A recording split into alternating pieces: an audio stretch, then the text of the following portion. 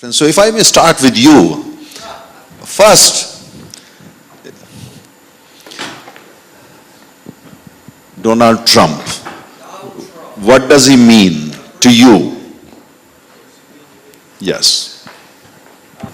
He means a man who's learning on the job, who thinks that the same techniques which are very useful in regard to a reality TV show are those which a leader needs to be able to use in the international sphere, and I don't think that it fits. Okay. And Donald Trump and energy independence that he talks about.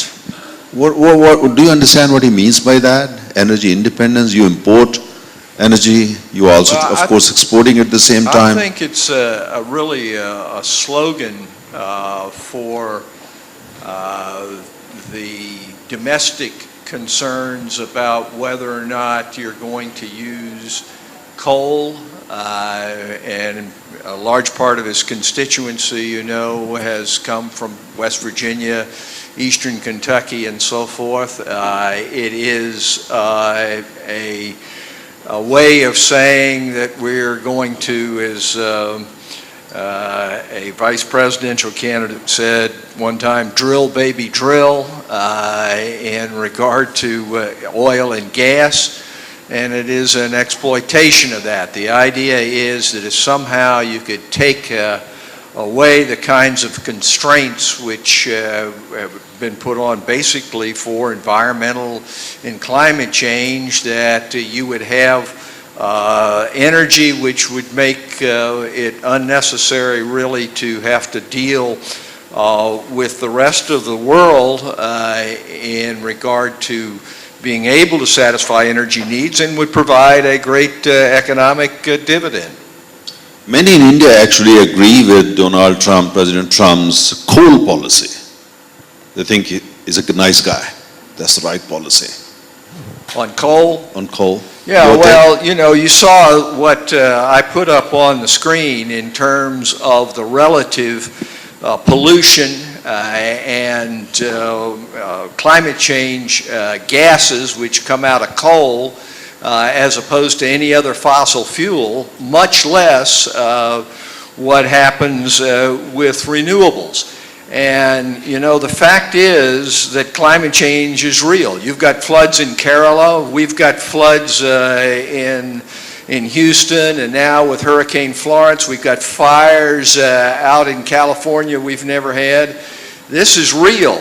Pollution is real. You've got 2.5 million Indians, according to the Lancet study, which is an independent study, 2.5 million Indians who die each year a premature death from pollution. And what is the chief component of that air pollution?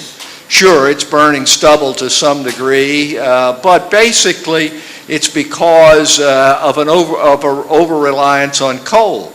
And I don't think that you get away from coal just by saying, hey, it's something we don't want to have. But when you deal with it, with the energy conundrum, what you have to do is be reasonable and not try to promote that which is killing people. You just don't do that. Tell me your country, the United States of America, most powerful country ever in the history of humankind. That's how some people say. You know, President Obama, he comes, you know, he calls practically all big leaders, political leaders, including India's Prime Minister, hey, Paris deal is very important. We have no future without Paris deal. And slowly, gradually, you know, people go along with him. And of course, some other leaders, French presidents and so on, others. But finally, it's signed, stamped, sealed, celebrated in some parts of the world. And then you pull out. Right. Doesn't make sense, does it? It doesn't make sense. But he's elected by the people of the United States. Well, he is elected. He probably is doing it on behalf of you He's and other elected people. by the Electoral College, which gave him a plurality in order to be president. That's part of our Constitution. He lost by 3 million votes in terms of nationwide popular vote. There's no question that our country is deeply divided, and we have to be able to pull together. And one of those areas we have to be able to pull together is in regard to the juxtaposition between energy and the environment and climate change. Because we are in a period of consequences to it now. And we can't make it worse. I'll give you an example. I own a place over on the eastern shore of Virginia, which I've had for 30 years. And it has barrier islands there, which are beautiful, pristine islands that you can only reach by boat. Those islands are going away. I have seen in the last 2 years a half mile of one of those islands just disappear into the ocean. And what does that mean? That means that the towns along that coast are in danger of being flooded over. So those are there, and so it doesn't make any sense. But maybe it's not visible from Air Force One. You can't see it from there. Well, some things are very difficult to see from Air Force One, I understand. So that may But tell me one thing, as an American, do you feel proud the US using the best technology available called Twitter? Now you are basically writing US energy policy using Twitter. It's Twitter energy policy. That's what some people say. No, it isn't, and it shouldn't be. And one of the most amazing things to me is when Secretary of State Mike Pompeo appeared before the Senate Foreign Relations Committee, and he was asked about tweets, not necessarily in the energy area, but our Secretary of State said, in essence, don't go by those tweets. That's not policy. That's his opinion, which is really a very concerning kind of way to look at it. But it's true. It is true. And all you have to do is look at The Art of the Deal, and the book written by President Trump, and you see that part of the art of the deal is not necessarily to say what your position really is. Yeah, but Reyes, you say that because you are a Democrat, you are not Republican. No, I'm an American. So you're biased against I'm him. an American. My wife worked for Richard Nixon, was on the policy planning and the speechwriting staff. So you're concerned as an American, not as a Democrat. I'm concerned as an American. This goes really beyond politics, and one of the bad things, of course, that's happened in regard to the United States, and it seems to be happening around the world, is that everything becomes party politically oriented. And so instead of doing what we're doing here today, and that is trying to take a rational approach and trying to figure out what the way forward is to meet the needs for energy so you can have economic development while at the same time having something to But pay. Ray is a friend of big oil consumers like India. He calls up King of Saudi Arabia. He tweets to OPEC, bring down prices. Nothing happened. That's a different story. But he tries at least. No, that's not a different story. You can't just say, call up, and you saw that tweet, which has been in the press here very prominently, saying this price has got to come down, you got to pump more oil, you got to do it now. And basically, the good friends in Saudi said, well, we don't see any reason to do that. What are you talking about? But he wants the crude prices come down before congressional elections on the 7th of November. Is it 7th of November? It's the 6th. 6th. First You think Tuesday. crude prices will come down before the American elections? No, of course they aren't. It is, in spite of all the jawboning, the reality is that while the market is imperfect, as was being said, there's a market. You can't get away from that completely. And the idea, particularly in the United States context, where we have a much more vigorous market, say, than India in terms of what prices are, Government fiat is just not going to bring this price Well, you are down. clearly as an American, you're worried. I am worried. Should the world also be worried? I think the world ought to be worried, because what we have to do is to have a world that we can pass on to our children and grandchildren, which is better than the one which we have now.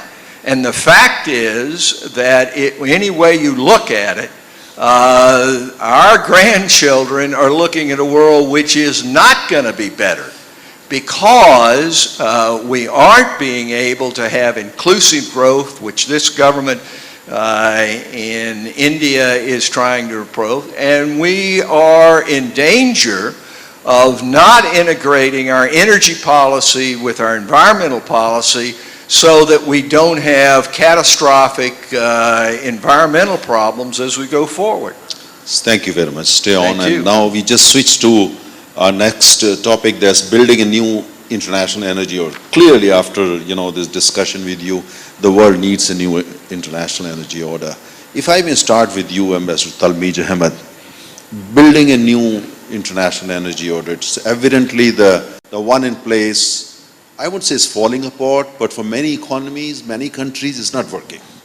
Even the US now says it's not working. You just heard Ray. So what exactly is going on? And B, do we really need to create a new international energy order? Or you think that countries, even if you are concerned, is possible to build anything like that?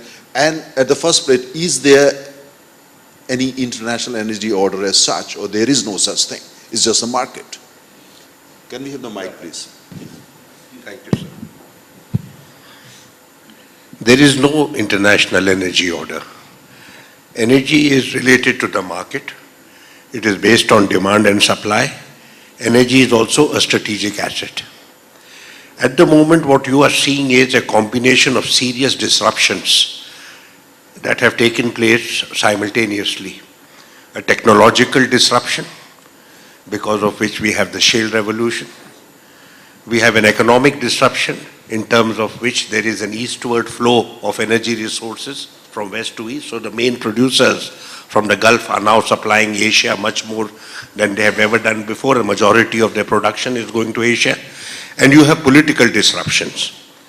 We have three kinds of political disruptions. We have conflicts which have affected the various producing centers because of the Arab Spring, the consequences of the Arab Spring. We have also events that have taken place due to domestic compulsions, as in the case of Saudi Arabia and its Vision 2030. And we have events that have been induced from the United States, which we have just discussed. So these are politically induced, I mean the withdrawal from the nuclear agreement, the insistence that OPEC and Saudi Arabia should produce more and bring prices down, uncertainties with regard to the future of the global trade. So these are the various disruptions that have taken place. But these are, we've had such disruptions in the past, frequently. Therefore, we've never had anything like an energy order. We've never had that. We've never had a situation where you could say, oh, now I am stable and I can predict things for the next 5 years. We've never had that situation in the past even. There has been a combination of technology, economics and politics that has always impinged on the global scenario. So which means that, there is like these efforts to create some kind of order, oil exporting countries, gas exporting countries, now International Solar Alliance, where India has taken a major initiative, and at the same time International Energy Forum that you are so familiar with. All these basically have been kind of initiative and efforts to build some kind of order. But it seems that OPEC is part of it, IEA is part of it, but it seems that they've all so far failed because, they seem to be succeeded, but only partially in most cases. Amidst these various disruptions that are taking place, all countries are attempting to make adjustments and set up arrangements. I won't call them alliances, but set up arrangements, working arrangements with the various countries that are like-minded or which find themselves in a similar situation, similar predicament. You remember that 10 or 12 years ago, because of our pursuit of energy security, we had initiated a producer-consumer dialogue, which was of a pioneering character at that time, because till then we had been told that producers and consumers are actually competitive and cannot actually discuss things. So that was a very innovative idea that we had. We had also thought about informal discussions among major Asian producers, just to see if we could get better terms for ourselves. We could also enhance cooperation amongst ourselves. It wasn't only against producers. It was about exchanging technology. We had seen, for example, Japan and Korea are pioneers with regard to, they are pioneers about, efficiency.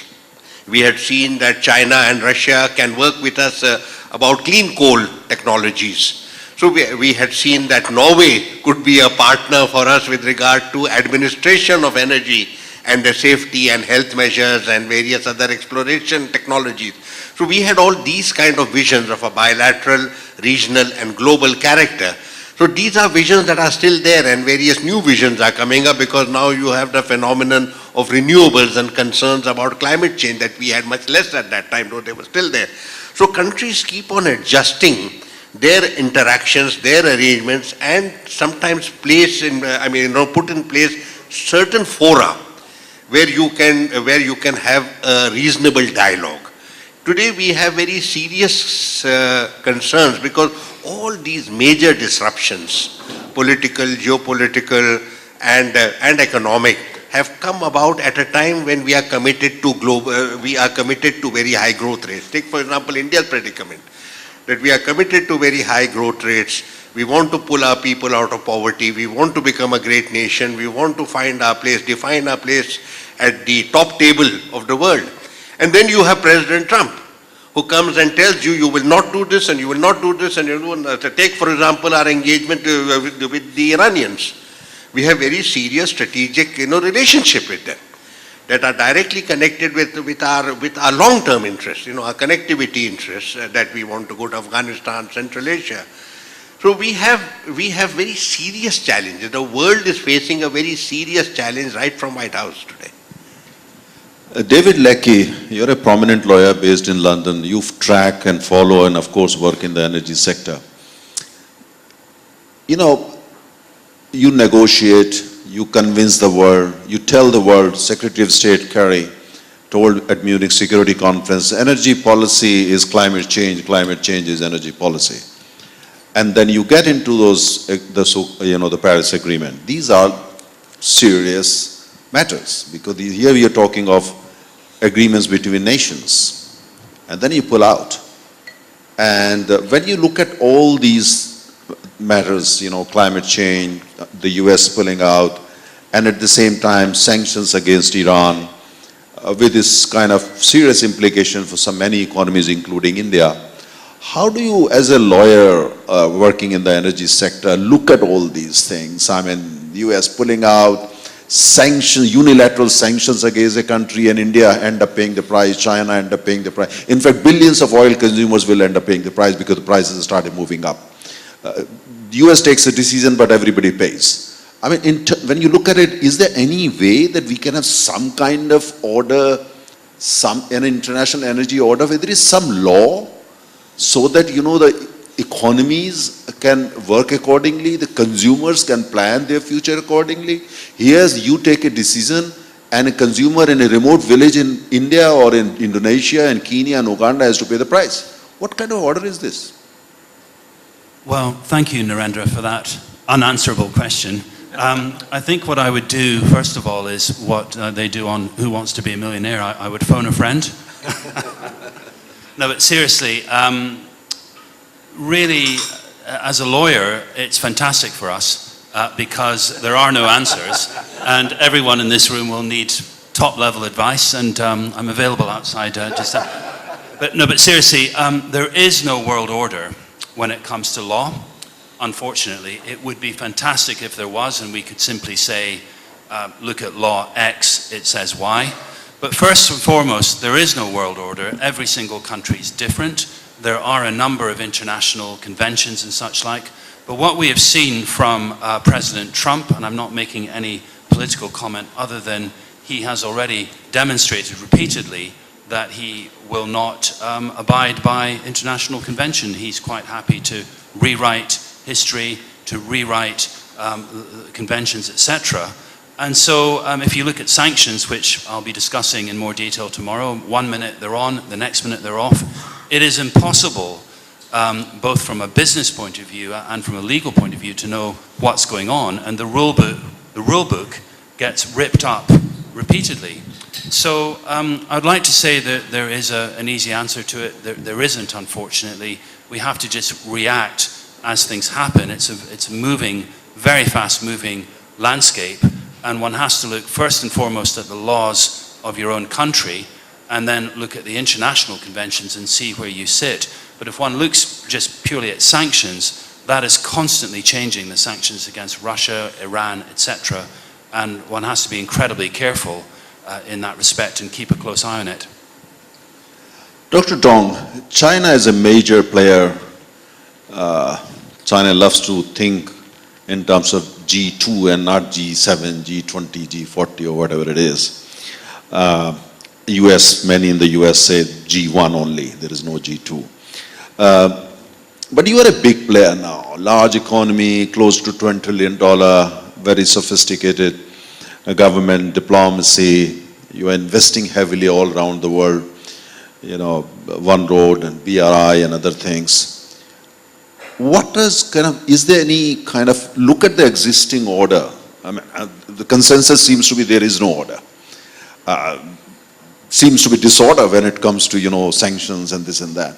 But is there any thought in China that China, India, because the gravity center of energy has shifted from Atlantic to this part of the world, Asia. And many in the West still don't recognize or acknowledge it, but the fact is it has already happened, or at least is fast happening. In such a scenario, do you think that countries like India and China, Indonesia, even Japan is OECD, but still even Japan, should take the lead and try to build some kind of order? You know, so that, you know, decisions taken on whims or decisions taken wherever in the other part of the world, they don't impact the ordinary consumer of energy adversely with a heavy price in many cases. Here, for instance, sanctions against Iran. Any thought to build something like that? Thank you very much, Narendra. First of all, I just want to clarify a little bit. I think China, well, the G2, this idea really was proposed by the American strategists, including, I think, Dr. Brzezinski, but China sort of never been very enthusiastic in terms of embracing this idea. Rather, actually, China's vision is that this is a multipolar world, and emerging economies like India, China, and others, you know, BRICS and others, we ought to join hands together to shape the order. I mean, the question you put forward is very interesting. I think because I'm a scholar, student of international relations, so in terms of the kind of terminology we are using in the policy discussions and scholarly discussion, we do talk about international order. And of course, Mr. Raymond Vickery, you must know very well, Americans are fond of talking about liberal order, right? So this is, people seems to be assuming that there are certain set of order and mostly characterized by international institutions like IMF, World Bank, you know, WTO, and of course now we are talking about in terms of energy world, whether or not there's a certain set of order. You know, honestly, I think I tend to agree with, I think, what other panelists have just suggested. I think there is not as prominent and, as compared to in the sort of international or strategic sense, but rather mostly this is a market, global market of energy, supply and demand, and of course the consumers, big consumers like China, and increasingly China and India and many other emerging economies, we do have the capacity to impact or shape in a way, in one way or another, the equilibrium of the market very in a very significant way. But we also have to acknowledge that there are many other factors also are at play, including some regional conflicts and other natural disasters and others. Those things are introduce uncertainty and fluctuations in the market. And in terms of whether or not we should be trying to build an order, I think this is an interesting question to ask. But personally, I'm afraid that people may become a little bit hesitant because there's always this anxiety about certain big powers. Particularly we know that this so-called liberal order, United States stand out of the sole superpower or hegemon. So people actually worry about that. And much of, I think take China for example, China's energy policy is actually concerned about energy security. And where does that concern and anxiety really comes from? It boils down to, at the geopolitical sense, whether or not United States or other potentially, they would pursue some policy that might be detrimental to China's strategic interests. And this actually holds to many other countries, including, I think, India, Japan, many others. And this is, I think, really has something to do with another enduring characteristics feature of the international system, which is anarchy, so to speak. There's no what did you say? Anarchy? Anarchy. Okay. Yeah, anarchy. There are basically no world government that's us, a domestic, sovereign government that can really regulate international order. To a great extent, I think states rely on ourselves and, of course, partners and friends for our own security, and that holds true for energy security. And that's, I think, it's a characteristics of the so-called world order, how we define it. We can never get rid of that, and that's going to be, I think, one thing almost like constant. I think we have to take into mind when we are engaging in discussion like Yes, thank you very interesting. I like the word anarchy. Carol, if I may come to you before I come for the concluding remark for Ambassador Talmiz Ahmed.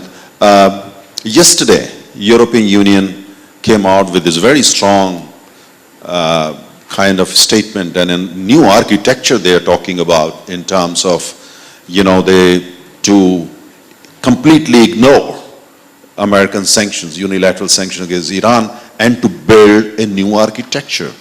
So Europe trying to build a parallel system which will kind of say no to American sanctions against Iran and provide an alternative in terms of how do you can pay, how can you go on the business as usual with Iran and all that. What exactly is happening? I mean, is there kind of a China wall emerging between European Union and the US, or European Union is now trying to replace as G2, not China, but European Union and the United States, or is the European Union is just daydreaming? What exactly is going on? I don't think the European Union is dreaming, but I would say that it's the least, you need to react when one country is imposing unilateral sanctions on one specific country, and as you said before, all the others and consumers in particular are paying the price. So there is at least one thing you have to do is say out loud that you disagree and that you will try to find alternative ways to proceed with the others and try to isolate the US. Of course, the European Union and its members are not naive. It's a very complex discussion, and I wouldn't bet that in the end this new architecture would be set up in time. But I mean, at least you have to show President Trump that he cannot, that the others will not remain silent. This being said, and perhaps broadening this comment, not just focusing on the sanctions on Iran. I think the same logic applies to the Paris Agreement. The US decided to pull out. It's our role, our collective role, to show that things are going on with the other countries, the vast majority of countries. There has been no domino effect after the US decided to pull out from the Paris Agreement. So it shows that for everyone except the US, sticking to international cooperation on climate action is a sign of your respectivity, or it's important for your global status. So you need to cooperate. And the next occasion that we have is COP24. It's in Poland, and of course it's not. A COP is not an international energy order, but at least we have this moment every year when the vast majority of countries in the world unite and discuss the progress they have made in terms of energy access, of course, managing emissions, climate finance, which we have not discussed today, adaptation, and this is where you can learn from energy policies in the world. Of course, it's all voluntary, but there are many initiatives being launched. We mentioned the International Solar Alliance, so maybe it's not a new energy order, but at least it's a new energy cooperation framework. And if we don't have a better idea, let's go for it. Thank you very much. We're left with only 1 minute before we close, and I come to Ambassador Talmiz Ahmed. You know, when you look around, look at what our friend from China says, anarchy, some people call it chaos, some people call it disorder. Definitely there is no order. But at the same time, look around the world, you have a global organization on health, you have an education, you have a culture, you have a trade, you have practical in everything, except energy. There is no global organization. Do you think that time has come, at least for the world, to create an intergovernmental energy organization? I mean, OPEC, IEA, they're all, all there, but these are, again, limited scope. IEA is, of course, trying to emerge as a kind of global organization for energy, but they have their own constraints. Do you think the time has come for countries like India and China at least take initiative and think in those terms, or you think it's premature, or you think there is no need because it's so much market-driven? First, very briefly, I'll offer a political perspective. The decline of the US has not started with Donald Trump. He is part of the culmination of the process. The decline began at the beginning of this century, and the defeat in Iraq, the defeat in Afghanistan, and their inability to hold these two areas where they had intervened was the signal. And after that, they have been consistently in retreat and incapable of providing the globe the leadership that the globe wants. So there is serious disarray. That order, that US-dominated hegemonic order, is now in disarray, and it is being disrupted from the White House itself. So you have today new challenges. Major powers that had emerged in the wake of these changes over the last several years are today required to assume fresh responsibilities. India and China, European Union and Russia are part of this. There is nothing in the past that has prepared them for this. And that is why you find a certain sense of uncertainty and a certain sense of hesitation.